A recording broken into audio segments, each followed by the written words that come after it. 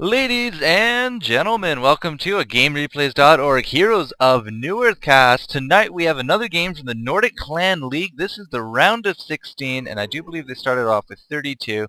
So each team has won a round. They're now up into the winners brackets. Hopefully one of these guys will make it to the next round. Hopefully, yeah, wink, wink, nudge, nudge. I am the Four Court Jester. Tonight with me again is the LukDeRiff. How are you doing, sir? I'm doing very well, and apart that from the fact that my coffee is way too strong to drink, I'm actually pretty happy and all excited to go and cast this game. So, looking at the teams, I don't know dLo, but I know Anim, and Anim are a very good team. So I hope that dLo can keep up with them. And looking at their PSR, they probably can do so. I don't know. They got a 1700 in there. Death of the Blasphemer. No, I'm just teasing. But yeah, dLo, Doi Lan Odense, but I'm just gonna call him down low because I'm not whatever fancy pants language those guys speak. I am English, and that is kind of a fault of mine. So down low against Animus Gaming today. What do we got for bans, sir? We got Thunderbringer Pebbles, Flint Beastwood, Soulstealer, Doctor Repulsor, and Devour. So, like, we have Thunderbringer, Doctor Repulsor, and Devour, which you basically see banned in, well, Everything. yeah, especially Doctor Repulsor. He's not just in no game whatsoever. I mean, it's a pretty old version. I believe it's patch 1.0.7, No. 17. No. Really? 17? Okay. I'm pretty sure it is. Well, whatever. Well, It, Bombadier's in it, here. So whatever patch Bombardier yes, was. yeah, well, whatever. You know, the Doctor also has been strong throughout whatever since he was released. The other two is like Flint Beast, but he's just picked up loads, and people probably don't want to deal with him. He's a very strong DPS powerhouse when it comes to late game. Has a pretty strong laning phase as well. And Soulstealer is just, you can gank him as often as you want, but he'll just throw out two demon hands, and his farm is gonna skyrocket again. It is so frustrating, and that's why a lot of teams just don't like going up against him. Fair enough. Fair enough. All right, so those are the bans. Of course, the Dr. Repulsor streak. I don't think I've seen him in a game for 35 days now. It's kind of like a forgotten hero at this point. But those are the limitations. I just went over all the heroes with all the various well playeds and top playeds and all that. Take a look at Danelander on Animus Gaming. 18% Ophelia. I Kind of said, hoping we see an Ophelia. I would love to see an that would be Ophelia. so wicked. Ophelia is such a nice hero to watch and so underused. I mean, she was hit pretty hard by the nerf bat, but she's still super strong. Yeah, she's also like the all-time lowest played hero. Yeah, she always has been, and she probably always will be. Yeah. But, but not talking about heroes that are not played, but talking about heroes that will be played. We see for the Legion coming out Gladiator, Magma's Wretched Hag, and Glacius. So, Glacius and Magmus could go in a trial lane with a ranged carry. Gladiator is pretty strong solo mid. Wretched Hag in the hard solo. I'm not pretty boss on that. They could also run Gladiator and Glacius in the side lane. Wretched Hag in the solo, and then pair Magmus up with the ranged Stern. Not entirely sure what they're gonna do. The Hellborn, however, pick up Pharaoh, Forsaken Archer, and Witch Slayer, which is also very interesting. Really depends on the last two picks what they're planning to go for. True. It does kind of revolve on what they want to do. Now, Pharaoh, of course, we saw Pharaoh in our last Nordic Clan League game, so great initiation. He went solo mid, and so if we do kind of see that kind of idea here, that would leave Forsaken Archer to go in one of the side lanes, possibly with a tri-lane. Now, we do have Magnus, one of the few support characters that are melee, and typically we like to see our support being ranged. So this could lead to a tri-lane on the Hellborn side using that Forsaken Archer. I have seen Druids, Revi, do this strat particularly well. We do see a Voodoo Jester coming out now. A Sand Wraith for the heavy carry. That will be an immensely fun game, I think, in my opinion. Yeah, definitely. Sandreff is like the fancy carry right now. A lot of people like picking him up. And he will obviously go on that trial lane. He really needs the trial lane to protect him and to give him the early farm. And then he needs Pharaoh and Forsaken Archer to kick in mid game and dominate mid game, so he can farm even more to then become the end game, late game machine that he is. Um, So he's yes, useless for two-thirds of the game. I get it. Yeah, but you know, in the last part of the game, he is actually really, really good. Like he's amazing. If you can get the farm up, that's really all about it. And on Sunraves, basically you get the Howl of the Black Legion and then the Mocker Bullion before 25 minutes, and it's G. No, it's not GG, but it's pretty close to it. It means good farm and good game, ladies and gentlemen. That's what that Yeah, means. The definitely. last And pick. the last pick, Yep. yeah, No, no, go for it. the last pick is the Filer. So I don't know what the Legion are gonna do Yeah, because it's a little shaky. it really.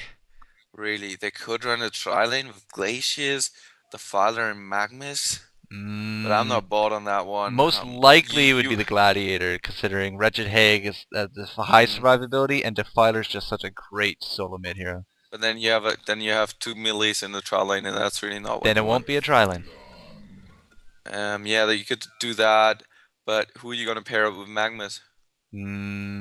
Gladiator or yeah, Gladiator. Dual melee lane Yeah, you're sucks. right. I don't know. Let's see what they do. Let's just see what they do. Yeah, Enough definitely. theory crafting. Yeah, let's get into the game. No, just saying, you have two solo heroes. You really want to give the levels to the Fallen, and you really want to give the levels to Wretched Hag. So I'm not sure, but generally looking at their teams, they have a pretty decent team fight team. I mean, they have Initiation coming from Sorry. Magnus. Yeah, you're just looking at this chat, Yes, but I I will however, just go over the team, about the teams. The Legion going for a pretty strong mid game team. I mean, they don't have a particularly hot carry. They've a lot of AoE damage, obviously coming out from Magnus and Wretched Hag as well as some, the Defiler ultimate is pretty good. It's not AoE, but it's very strong in a team fight, and she obviously has the Wave of Death, which is pretty strong. Um, Also, of course, Gladiator being a very happy AoE hero. Then we look at the Legion, the Hellborn now. They have some AoE themselves. I would call a bit of lack of initiation, but they could easily make up for that with Witch Slayer Portal Key. I'm not entirely sure. It really depends. I mean, when Sandrive gets super farmed, he doesn't need an initiator. He just walks around and kills stuff. yeah, pretty Doesn't much. matter which. Yeah, that is just like he's like, I'm gonna push this tower alone. You five initiate onto me. Well, do it. You can try. Oh, you're all dead. Too bad. And that's pretty much it. But talking about the lanes, if they're gonna run that tri lane with Gladiator, Magmus, and Glacius, it's gonna be pretty interesting how that works because they're not only are they dual melee, but also they're going up again in this hard lane for the tri lane, in the short lane for the Legion here, which is not, optimum, and especially like Pharaoh can deal with it pretty well, I think. And then in mid we have Defiler against FA, and FA has a DD rune, so FA definitely has the upper hand for the first two creep waves.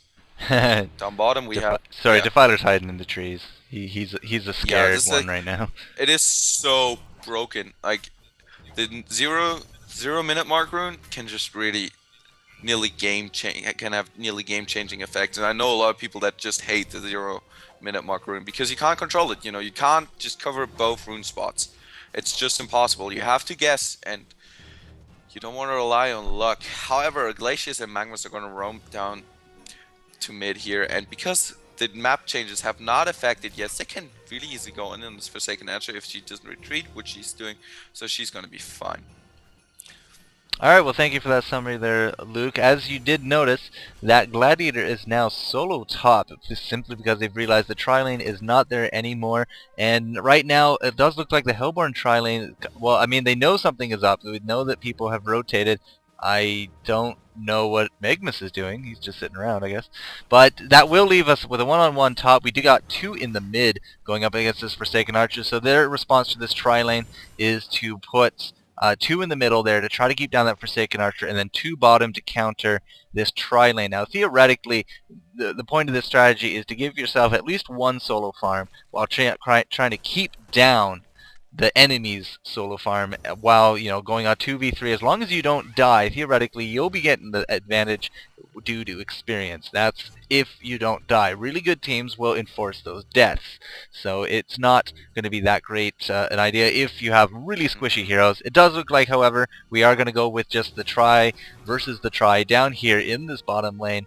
So that being said, I mean, it's kind of the similar matchups. We got 1 melee to 2 ranged each. There's a good amount of AoE damage coming out of, well, basically everyone at this point. I mean, we got the linear damage of Magnus with the linear damage of Witchslayer. We can port in there with the Hag and get off a great AoE sonar, and of course Glacius is going to be Glacius. So talking about all of this, it does look like Witchslayer is the target here, and using her level advantage, Wretched Hag has 2 points in that sonar scream, so she's going to be taking him down so quickly. But at the same time, it does look like, look at that, Forsaken Archer getting away with 50 hit points. I can only assume at this point that the skeletons finished off that Defiler. Those skeletons really know how to run, don't they, Luke?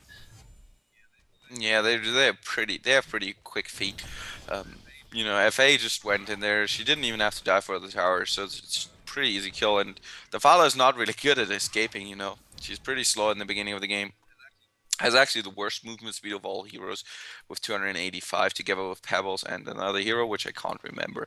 But just talking about the 2 trial lanes, even though we saw like Woodslayer going down here, like you just keep your Hag really down with it because she has to share experience with 2 other heroes, so she won't get up the level. She might get up the farm, but the levels are so important on Wretched Hag. There's a reason why she's played in the solo, not only because she's really good at it, but also because she can put so good use to the levels. And Sandwraith's now Yep, top. Sandwraith is now top. They went in on this Gladiator. He put down a terrific pitfall, however, and that kind of stopped them both in their tracks. Now, neither of them have boots, whereas I do believe, yes, this Gladiator is running around as if he does have boots, because he does have boots. And that crit whip is just going to really start racking down, because it is a double melee range lane right now. So, I mean, it's melee versus melee, but that whip, however, has a good amount of, I mean, look at there you go, 100 true damage right there. Now, when you do see a Pharaoh coming down like that, you should be running away. He's going to get trapped here. Gladiator, crit whip coming out, but it's 2-on-1. Another great pitfall, going to be stopping them in the tracks, and now the creeps are going to be turning the tide here on Pharaoh, and with those boots, I mean, Gladiator's not going to have any trouble catching up to him there. He's going to let Sandwraith live for now. But we do have down south, it does look like solo lanes again, because everyone is gone mid. We got the tri-lane mid now, so right now they're kind of doing a lot of roaming. And what's the advantage of that, Luke? I don't know. It really seems chaotic. Both teams, I don't know. They're pretty. Maybe they're excited or something because you don't want the dual melee lane to happen, especially as Gladiator, who is just really good at harassing. Pharaoh before level 6 has no really easy way of getting in. We saw that he really had to walk a far way to get Gladiator into the wall of mummy. So that's a problem there. And if you go in chaotic and adjusting a lot, I don't know. It is not really what I like doing. I like when teams stick to that plan and they just carefully and not just go, oh my god, everything is not going wrong, and and just try to make the quickest adjustments Well, ever. talking about quick and adjustments, we do have a lot of roaming. Keep going. Gladiator's level 6, but he's not going to be catching up to this Voodoo Jester. In fact, he might even go down here, as it do have Witch Slayer up here now. And Glacius, as squishy as you are and as awesome as you might be, you cannot stand up to these 3 heroes top. We do have Magnus coming up now, so I mean a lot of rotation going on, but I do kind of like what the Legion have now set up. They have not really cemented, so they have cemented Wretched Hag down bottom, so she's going to have a much easier time against that Pharaoh, and of course we haven't had Defiler leave this lane yet, so she'll be hitting 6 fairly soon as well.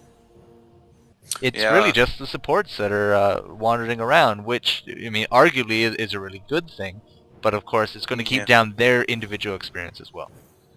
Yeah, definitely. Glacius for going for a pretty interesting item skill build. He's ignoring that the ice imprisonment, straight going for the aura, which is obviously great. But I really like the standard build where you get 1 level ice imprisonment in Thunder Blast and then level the aura, because ice imprisonment is a really good skill. I usually see Pharaoh going down as he's chased down by Wretched Hag, who just, you know, she didn't even have to use her ultimate, just harassed him out of lane, then blinked onto him and Sonar Scream. Very well played by her, pretty careless by Pharaoh, obviously, because, you know, Wretched Hag, she can chase you so easy. It's Yeah.